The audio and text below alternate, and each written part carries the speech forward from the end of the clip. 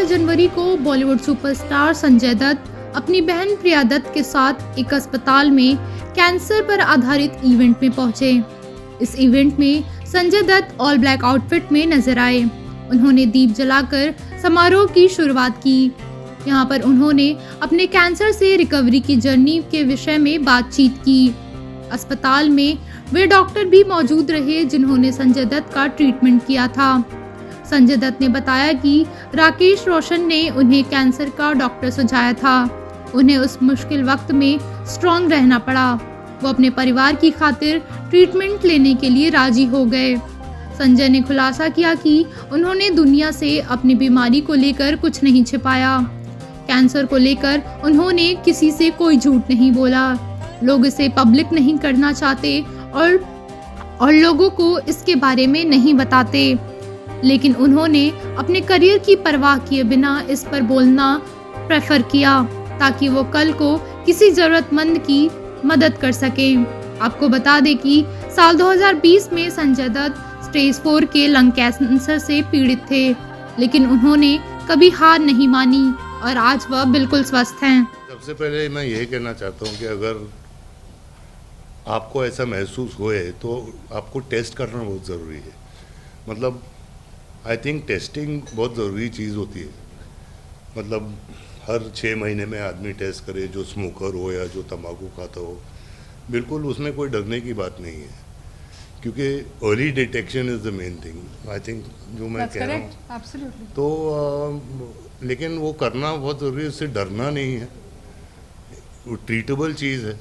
जैसे कि प्रिसीजन की बात कर रहे थे, अगर आपका पीडीएल लेवल बहुत अच्छा है तो हो जाता है काम, और सब यहाँ की बात है। और अगर फाइट करना है तो करना है। हम चाहेंगे आप वो पल बताएं जब आपको पहली बार बताया गया था कि कैंसर है। अभी आप स्टेज पे बोल रहे थे, हम चाहेंगे कि आप थोड़ा उसके बारे में बोले, जब आपको पहली बार बताया गया और कैसा रिएक्शन था। वापस डायलॉग बोलूँ हिंदी में।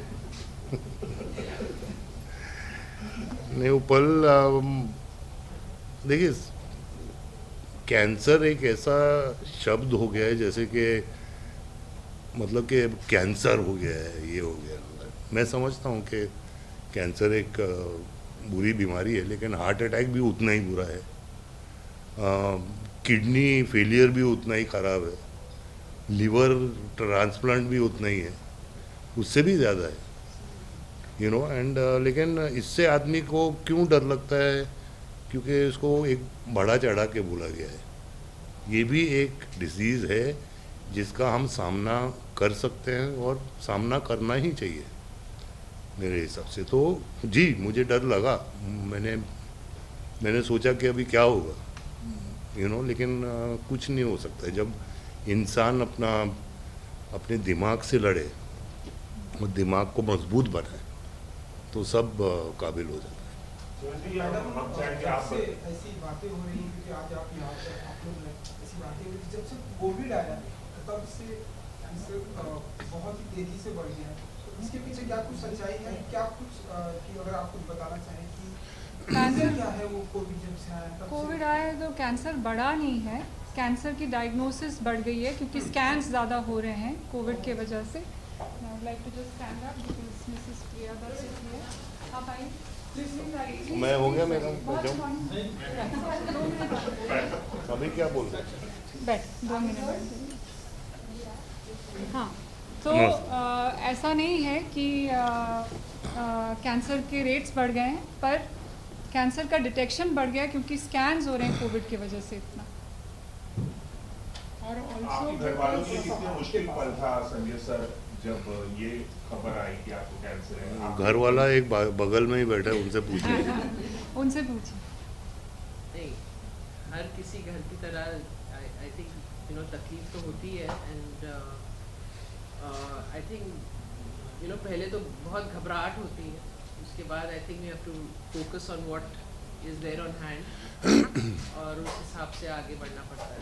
तो आई थिंक यू नो किसी के भी घर में अगर ये कैंसर वर्ड भी आ जाए तो आप सब जानते हैं कि क्या हालत हो जाती है। ज्योति जी, जब संजय सर आपके पास इलाज के लिए आए थे, जैसे कि वो बता रहे थे, काफी ब्रेव तरीके से उन्होंने कहा कि मुझे कैंसर नहीं है और एक सामान्य बीमारी की तरह ले रहे थे, उसके बारे में कुछ बताएंगे? तो सिर्फ अभी ब्रेव नहीं है, वो शुरू से ही इतने ब्रेव थे। जब पहली दफ़ा मैं उनसे मिली थी, जब वो फर्स्ट टाइम आए थे मुझसे एज अ पेशेंट डॉक्टर मिलने के लिए, तब भी वो बिल्कुल पेशेंट के जैसे नहीं लग रहे थे। वो बहुत कॉन्फिडेंस से आए थे और उनका पूरा परिवार उनके साथ आया था।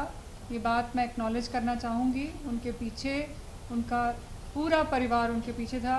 उनकी पत्नी जो यहाँ नहीं थी, वो वीडियो कॉल पे थी, तो पूरा परिवार उनको सपोर्ट कर रहा था और बहुत ही हिम्मत के साथ आए थे। और मैंने उनको ये कहा भी था उस दिन कि आप पेशेंट तो बिल्कुल नहीं लग रहे।